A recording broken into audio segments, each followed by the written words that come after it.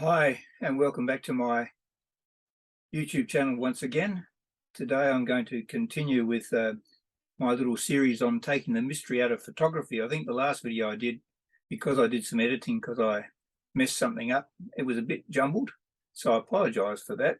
Maybe you got something out of it, maybe not. But this one today probably be just as jumbled. I'm not the greatest organizer of doing these things, so I tend to speak off the cuff with a little bit of preparation.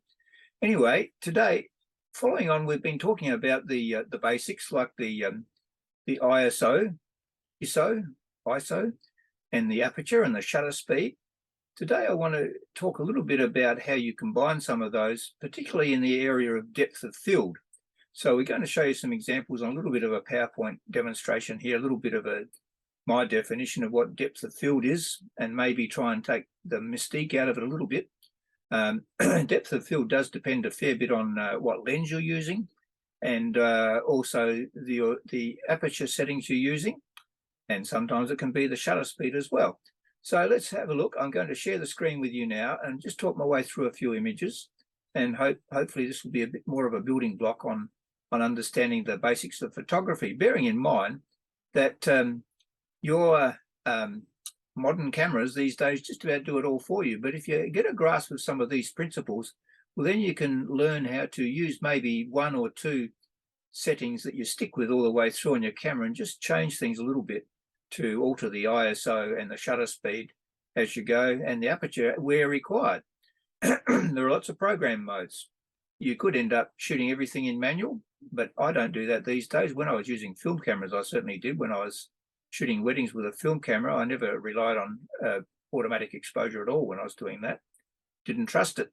And there wasn't too many cameras when I started that had it at all. So anyway, so we're going to flick over now to sharing the screen and see what I can find here, which you might find interesting. Let's have a go. We'll get rid of some of these things here. We'll get this up.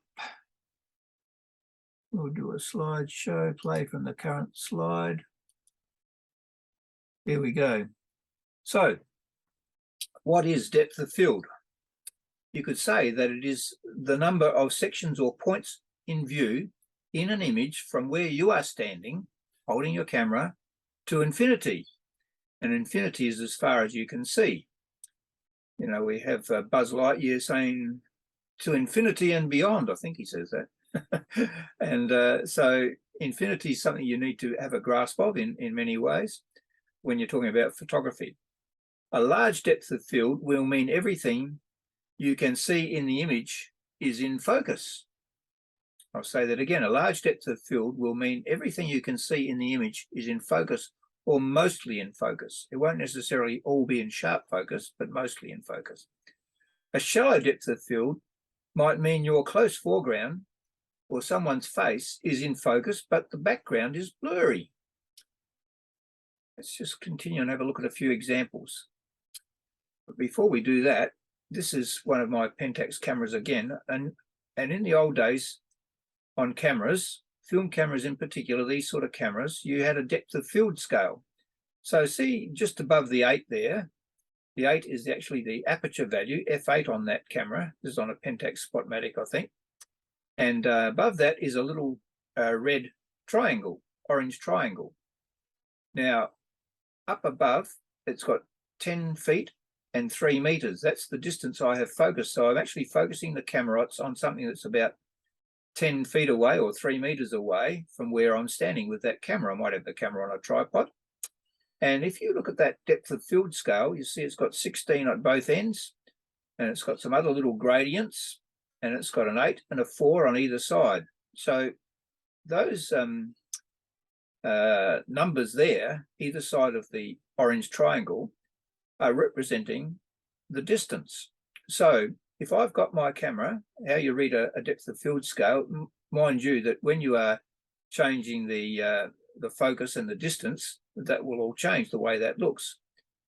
And when you look at that, you can see that on f8, at a subject is 10 feet away from me. And if you look at that scale, that means that if you're on f8, everything between about 8 feet to about maybe 13 feet is going to be in focus by looking at where those little markings are. So you make a calculation of 8 feet. We're just above the 8 on the right-hand side.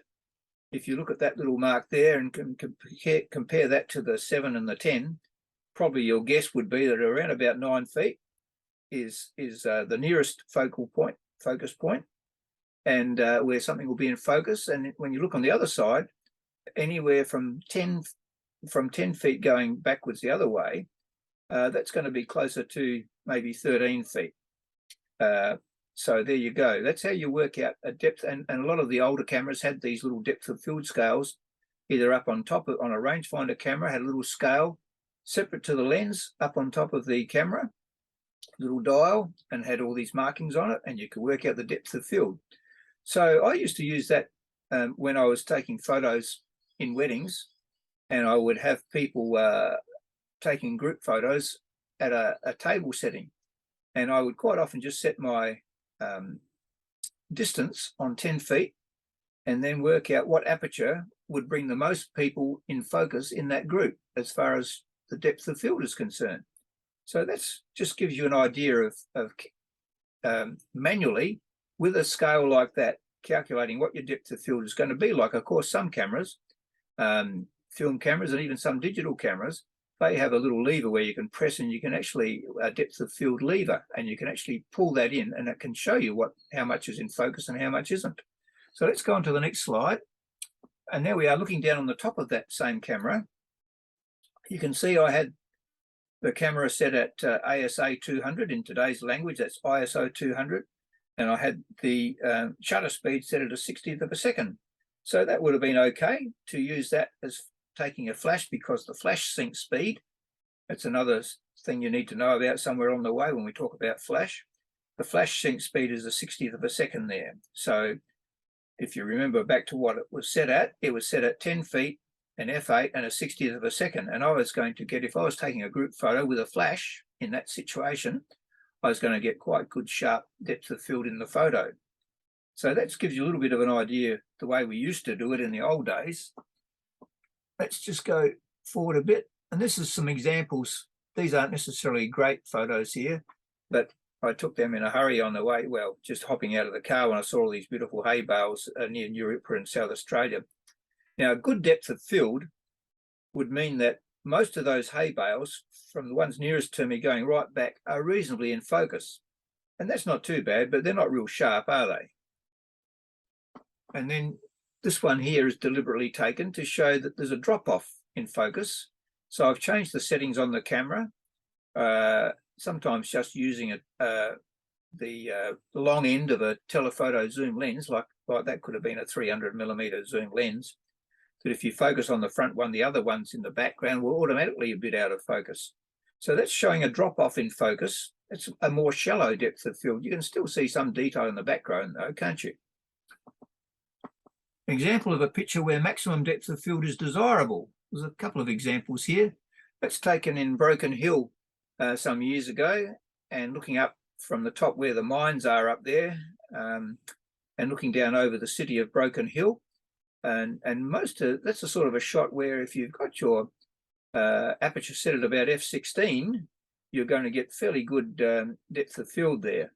And so if you're hand holding a digital camera, you'd have to have a reasonably good ISO and or shutter speed, so you don't get any camera shake if you're not sitting it on a tripod. But the idea of taking that shot would have been to set the aperture at about f16, because the smaller holes or apertures give you better depth of field. The larger numbers, the larger apertures, give you more shallow depth of field. Just remember that one. Going through a walk in the forest in Dandenong in Victoria some years back. Now, this is a sort of photo where I was trying to get everything pretty much in focus there, and I've reasonably succeeded that, but that's the sort of photo where you could actually just focus on those guys there in the middle there, the three people walking, and try and get them in focus and maybe blur the foreground and blur the background a bit and just concentrate on them. You'll see a couple of shots in a minute that sort of give you that idea.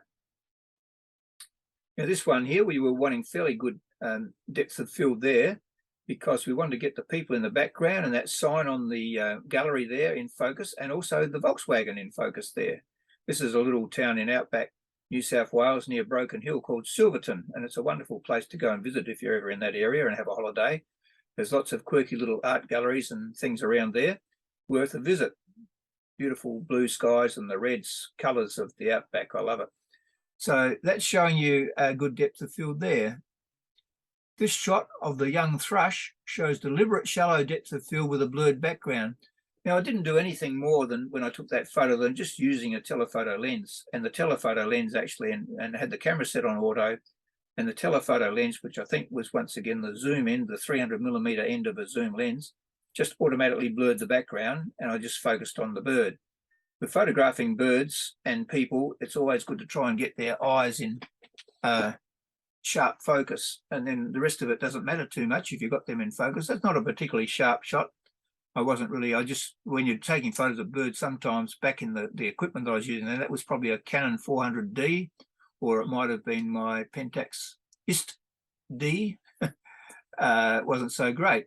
And this is, once again, this is a background blurred, shallow depth of field to emphasize the wattle seed pods, and the background is blurred out of focus.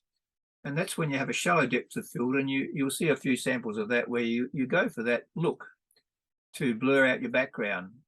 That one there, for instance, if you select your backgrounds carefully, means you can achieve a nice canvas-like backdrop with that. And you can see how that has got a shallow depth of field. That's actually just some scenery behind me there. I'm not sure what was behind there, but it's not like I've just put up a bit of masonry or cardboard or something behind it. That's actually taken out in the open, and that was achieved just by being careful what was behind the flower. Similar one there. That was in a walk through a bit of mallee scrub, and I was deliberately trying to blur the background there and try. There's not all that sharp, that shot, but it gives you the idea of a shallow depth of field. Similar thing there in this particular area. There's lots of beautiful coloured lichen on some of these trees. Now there's another blurred background there. Lighting. That's lighting in the back. That's French, I think, and that's backlighting. And whenever I see light like that, I usually take a photograph because I think that looks so cool. And this particular place we got at Renmark West has got lots of that sort of thing late in the afternoon with the sun shining through the leaves. Note the blurred background. Some of the circles over there on the left, the little circles you can see that are out of focus there, that's what they call bokeh or bokeh. Bokeh. And some people like to have that in different types of lenses, have better bokeh than others. That's not a really great example of that sort of thing. Once again, there's another shot of the leaf, the backlighting then, the background blurred. And looking for little shots like that. Once again, blurring the background, just concentrating on that. This is all part of the art of seeing, how to see something that's worth photographing when other people might walk past and miss it and they wouldn't notice it. So 2 days ago, I went for a photo walk alongside our local tram line here. And I was using the Olympus OMD EM5 Mark II, and I had a lens adapter, excuse me, that enabled me to mount a Pentax 100mm manual focus lens on the Olympus. And that's got quite a nice maximum aperture of f2.8, which means that I'm going to get some good bokeh and or depth of field shots using a lens like that. And I'll show you some examples in a minute. And these next 9 shots were all taken with the adapter, a Pentax manual lens mounted on the Olympus Micro Four Thirds camera, and and the auto ISO. Sorry, with this combination in the aperture priority mode. So I had the camera set on aperture priority mode on the camera and auto ISO, and I was just setting the aperture to what I wanted to give me the desired effect I was after. I think I was also used. No, I don't think I changed the shutter speed. So here we go. The next 9 shots, I always said that, didn't I? So that was just walking down our street, 2 doors down from our house. And I used that to create, using the Pentax lens on an adapter on the Olympus, to get some nice depth of field there and some nice colour. That's what shallow depth of field. And that's a similar shot taken at the same time, same combination. Now this one here, walking alongside the tram line, there's a a bicycle track and a walking track along there and jogging track. And I go on there for a walk quite often and take a few photos of the foliage and birds and things. And the runner in the distance there, I decided to focus on him only to get him sharp, because I knew that all this stuff here in the foreground would go blurry, and I got that effect. So that gives you an idea of what that looks like when you selectively work out where you're going to put your focus and how you've got your camera set up in the first place. So now we will have a look at the reverse effect of that. And there you go. There's a lady walking towards me. And if she was going to say, what do you think you're doing? I was going to say, well, you can't tell who you are. Have a look at this. But so I deliberately did that to blur everything else, but just have the near foreground in focus. So this effect that you can do sometimes is quite effective if maybe you're doing portraiture and wedding photography. You can have your subject in the middle, about where that girl is in focus, and everything else out of focus behind her and in front of her. You know, you can selectively choose your depth of field if you're clever. Now, this was also walking around the street. There was this picket fence, and I chose and was a great example of how you can show depth of field and how you can practice using depth of field. So I deliberately took that shot at a fairly wide aperture, using once again just this manual lens, the manual Pentax 100mm lens, and I deliberately set it on the maximum aperture. And you can see that with your maximum aperture, the largest size or hole in the lens gives you very narrow depth of field. And then I increased it a bit, and see, I changed it a little bit there, and then I got a few more things in focus. I was still focusing on this front one here, but the front paling there. And now I just shifted along a little bit and focused on those front railings there, and you can see the drop off in the focusing going back there, and then similar again there, and then that one there is an extreme version of what you can do.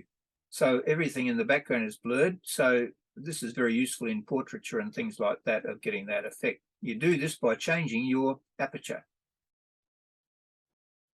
Now here's a little tip. I'm just getting a little bit away from that, but as a little tip to finish off with, don't automatically delete out of focus pictures. Sometimes changing to black and white or using digital effects can give you a very pleasing effect. See what you can do with your editing software. Now, sometimes I would take photos in a wedding in color and it didn't look all that great because it would be slightly out of focus, but I found that when I converted it to black and white, it actually had a quite a pleasing artistic look to it. So don't chuck things out just because they're out of focus. I'll show you what I mean.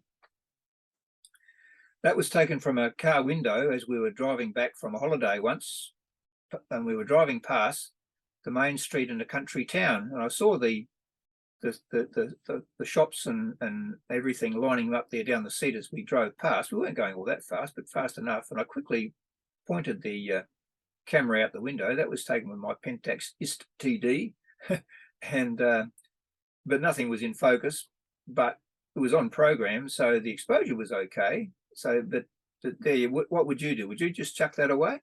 Well, the Pentax cameras have actually got, most of the Pentax digital cameras these days have these inbuilt filters that you can do all sorts of fancy things without even putting your lens in the creative filters, without even putting your SD card in your computer. So this is what I did on the spot. Look at that. Now you've got a nice abstract artistic shot. And I used the in-camera digital filters in a Pentax digital SLR. So there you go. I think we will stop at that point. And I'm just trying to point out, by sharing this one with you today, a little bit about depth of field, but listening to what I'm saying, that you create artistic photographs and the look that you want by changing your aperture, sometimes changing your lens, changing your ISO, and changing your shutter speed. So I hope you found that interesting, and I'm not quite sure what I'm going to do with the next one, a little bit more. So thanks for watching. Like if you like, subscribe if you wish, and I'll see you next time. See you later.